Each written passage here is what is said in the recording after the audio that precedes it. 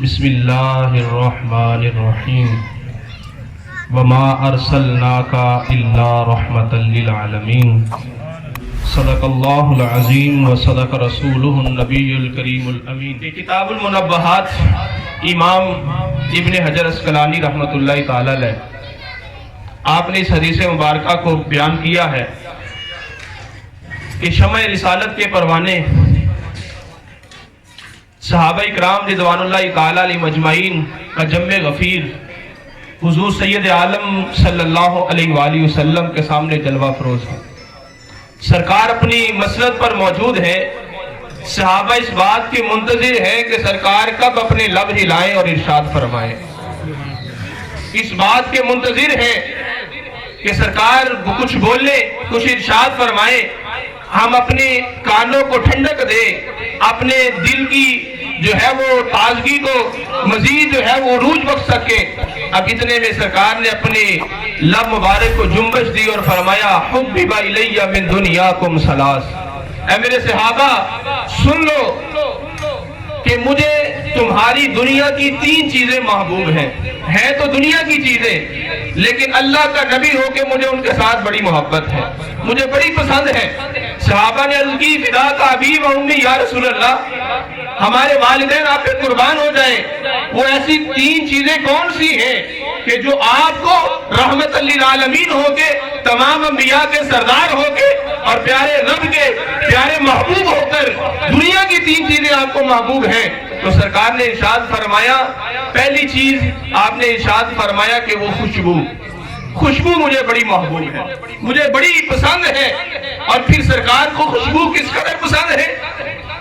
کہ سرکار کو رب تعالیٰ جل شانہ نے سراپا خوشبو بنا کے اس کائنات میں جلوہ کر فرمایا کہ سرکار جس گلی سے گزر جاتے ہیں ان گلیوں کو معطر کر دیتے ہیں، ان سے خوشبو آ جاتی ہے کہ لوگوں نے جب تلاش کرنا ہوتا کہ سرکار اب کہاں ہوں گے، آپ گلیوں میں نکلتے جس گلی سے خوشبو آ رہی ہوتی لوگ پہچان جاتے کہ سرکار یہاں سے گزر کے گئے ہیں،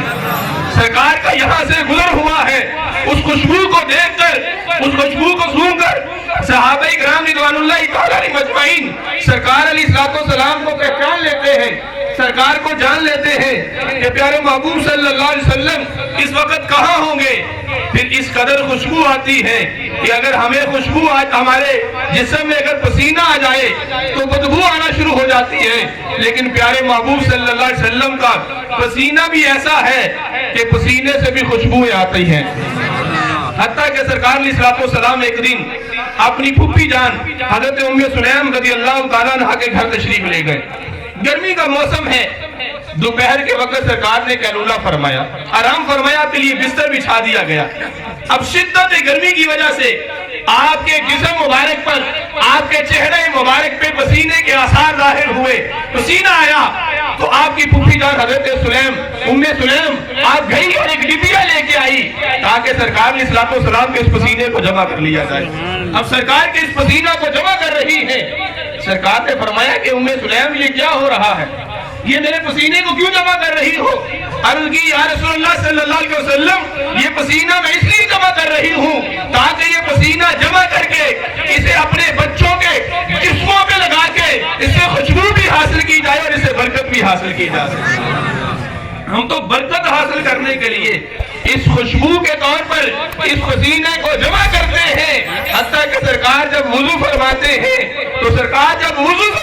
ہیں تو صحابہ اکرام اپنے ہاتھ سامنے کر دیتے ہیں، وہ مائع مستعمل جس سے سرکار نے وضو کیا ہے وہ پانی لے کے اپنے جسموں پہ مل لیا کرتے ہیں تاکہ ہمارے جسم، ہمارے چہرے خوشبودار ہو جائیں۔ اس طرح سرکار علیہ الصلوۃ والسلام کے پسینے کو جو ہے وہ سرکار علیہ الصلوۃ والسلام کے پسینے مبارک کو جمع کر کے اپنے چہروں پہ، اپنے کپڑوں پہ مل لیتے ہیں۔ حتیٰ کہ ایک صحابی رسول، ان کی 4 بیویاں ہیں، ان کے جسم پر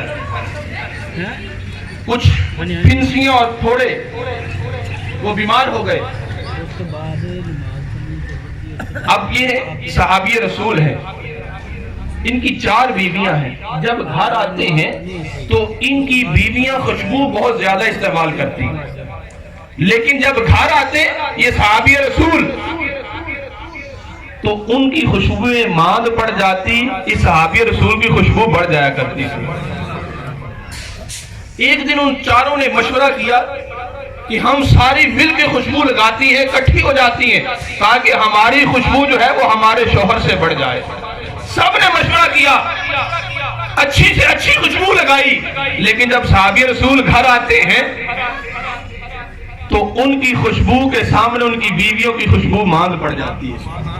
بول اٹھی، اے ہمارے سر کے تاج، یہ کیا معاملہ ہے؟ تم کون سی خوشبو استعمال کرتے ہو کہ ہماری خوشبو جو ہے تمہاری خوشبو کے سامنے ماند پڑ جاتی ہے؟ کہا کہ میں تو خوشبو استعمال کرتا ہی نہیں، میں نے تو آج تک کچھ خوشبو لگائی نہیں۔ کہا پھر کی خوشبو کیسے آتی ہے؟ کہا کہ بات یہ ہے کہ میرے جسم پہ جو ہے وہ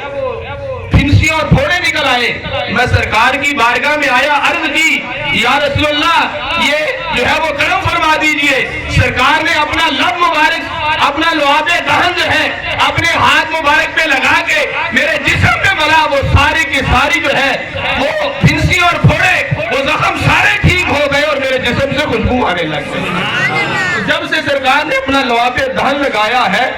اس دن سے میرے جسم سے اتنی خوشبو آتی ہے، اتنی خوشبو آتی ہے کہ جب کسی خوشبو والے کے پاس چلا جاتا ہوں، ان کی خوشبو ماند پڑ جاتی ہے۔ تو سرکار نے فرمایا کہ مجھے تین چیزیں محبوب ہیں۔ پہلی فرمایا کہ خوشبو، اور دوسرے نمبر پہ ارشاد فرمایا کہ النساء، اپنی بیویاں، اپنی بیویوں سے مجھے محبت ہے۔ اب یہ سرکار علیہ السلام نے کیوں فرمایا؟ اب بعض لوگوں کے ذہن میں یہ خیال بھی آئے گا کہ سرکار کو تمام چیزوں میں سے، دنیا کی ساری چیزوں میں سے ایک عورت کے ساتھ محبت ہے۔ وہ کس لیے فرمایا؟ وہ معاملہ یوں ہوا کہ دور جاہلیت کے اندر سرکار علیہ السلام کی بعثت سے پہلے کیا ہوتا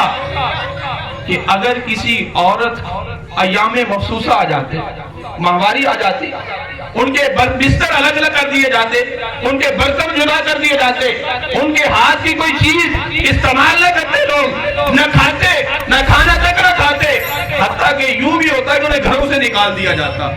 تو سرکار نے فرمایا کہ تم میں سے بہترین انسان وہ ہے جو اپنے گھر والوں کے لیے بہتر ہے۔ تو سرکار علیہ السلام کی بعثت ہوئی کہ پہلے بچیوں کو زندہ درگور کر دیا جاتا تھا، اپنی ماں کو مارا پیٹا جاتا تھا، اپنی بہنوں کو مارا پیٹا جاتا تھا، ان سے نفرت کی جاتی تھی، لیکن سرکار نے فرمایا کہ میں تمام کے لیے رحمت بن کے آیا ہوں، اور فرمایا کہ آج میں نے یہ بھی بتانا ہے کہ عورت کی قدر کیا ہے، عورت کی عزت کیا ہے۔ فرمایا کہ مجھے اپنی بیویوں کے ساتھ محبت ہے، اور پھر فرمایا تیسرے نمبر پر جُعِلَتْ قُرَّةُ عَيْنِي فِي الصَّلَاةِ، کہ میری آنکھوں کو، نماز کو میری آنکھوں کی ٹھنڈک بنا دیا گیا ہے، نماز میری آنکھوں کی ٹھنڈک ہے۔ جب سرکار علیہ السلام، اب میں تفصیل میں نہیں جانا چاہتا، اگر تفصیل میں جاؤں تو بات لمبی ہو جائے گی، کہا کہ نماز کو میری آنکھوں کی ٹھنڈک بنا دیا گیا ہے۔ تو جب کوئی صحابی یا کوئی عام امتی قیامت تک نماز پڑھتا ہے تو پیارے مصطفیٰ علیہ السلام کی آنکھوں کی ٹھنڈک بن جاتی ہے۔ سبحان اللہ۔ نماز فرمایا کہ میری آنکھوں کی ٹھنڈک ہے، تو نماز کا پابندی کرنا، نماز پڑھنا، تو نماز پڑھتا ہے کہ پیارے مصطفیٰ نے پڑھی ہے، اور پھر فرمایا کہ نماز تم ایسے پڑھو جیسے مجھے نماز پڑھتا ہوا دیکھتے ہیں۔